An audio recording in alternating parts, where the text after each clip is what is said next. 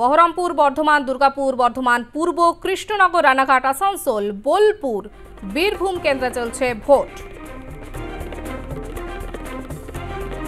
বুথের 100 মিটারের মধ্যে চলছিল রান্নাবান্না। কমিশনের নির্দেশিকাকে অমান্য করে চলছিল রান্নাবান্না।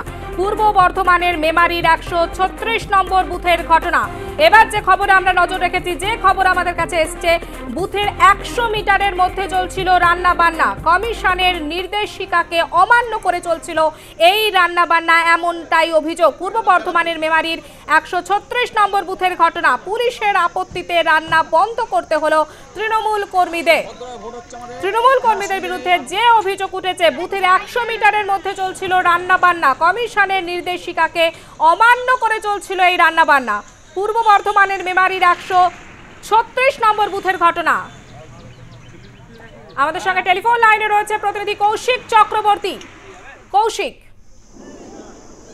দেখো পরমিতা, বুথের ঠিক 100 মিটারের মধ্যেই এই মেমারি যে বুথটি আছে সেই বুথে কিন্তু রান্নার কাজ চলছিল।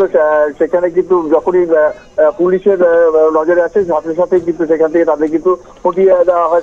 স্থানীয় তৃণমূল কংগ্রেস কর্মী যেটি বলছে যে পুলিশের যখন আমাদেরকে বলে, আমরা কিন্তু সাথে সাথে সরিয়ে দিয়েছি। আমাদের পুলিশের সাথে কোনো রাজনৈতিক কোনো বিষয় নয়, এটি আমরা প্রতি বছরই করি, এবছরও করেছিলাম। যখন পুলিশ এতে বাধা দিয়েছে, আমরা সেখান থেকে কিন্তু সরিয়ে নিয়েছি। কিন্তু এই 100 মিটারের মধ্যে যে রান্নার কাজ চলছে, খাওয়া দাওয়ার কাজ চলছে, এটি দেখে কিন্তু বিরোধী যারা রাজনৈতিক দল আছে তারা কিন্তু এই বিষয়টা নিয়ে কিন্তু প্রতিবাদ করে। ধন্যবাদ কৌশিক। বুথের 100 মিটারের মধ্যে চলছিল রান্নাবান্না। যে অভিযোগ উঠেছে, কমিশনের নির্দেশিকাকে অমান্য করে চলছিল এই রান্নাবান্না। পূর্ব বর্ধমানের মেমারির 136 নম্বর বুথের ঘটনা। পুলিশের আপত্তিতে রান্না বন্ধ করতে হলো তৃণমূল কর্মীদের। কি বলছেন তারা, শোনাবো।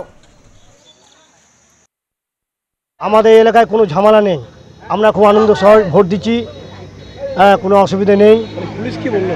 প্রশাসনের বলছে 100 মিটারের উপর দিয়ে রাখতে হবে। ওই যেটা রেজেন্ট এই যারা লিখছে, টোকেনটা যারা দিচ্ছে, ভোটের টোকেন যারা দিচ্ছে, প্রশাসনের দিক থেকে ওনারা যেটা করছে ভালোই বলেছে, ওদের আইন মেনে কাজ করছে।